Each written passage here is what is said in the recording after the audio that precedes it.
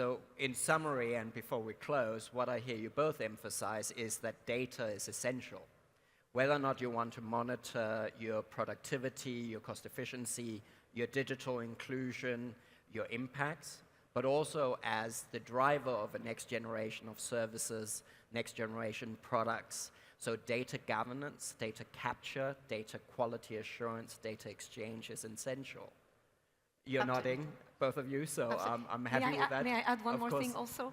And all governments have now this challenge where they need to share data, they need to interoperate, they need to constantly improve and iterate their services so they don't ask the same questions from the people, what we call ask once. And they have the challenge to ensure the databases, the data systems are secure, zero intrusion, and to conserve the protection and the privacy of the people. That's a big challenge, that's a tall order. And as Professor Obi said, it's totally new to us. So the more countries collaborate through ITU, the UN system, the more we can learn from one another.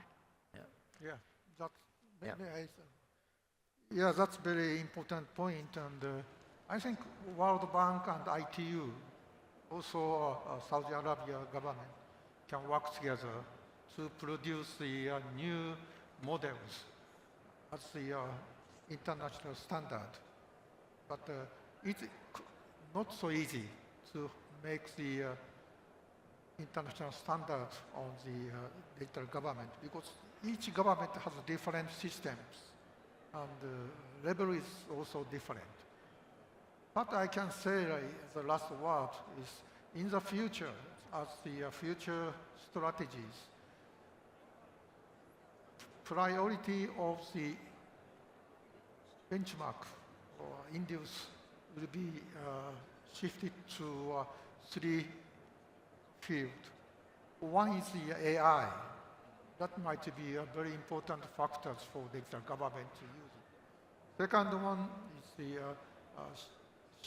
civil incentives,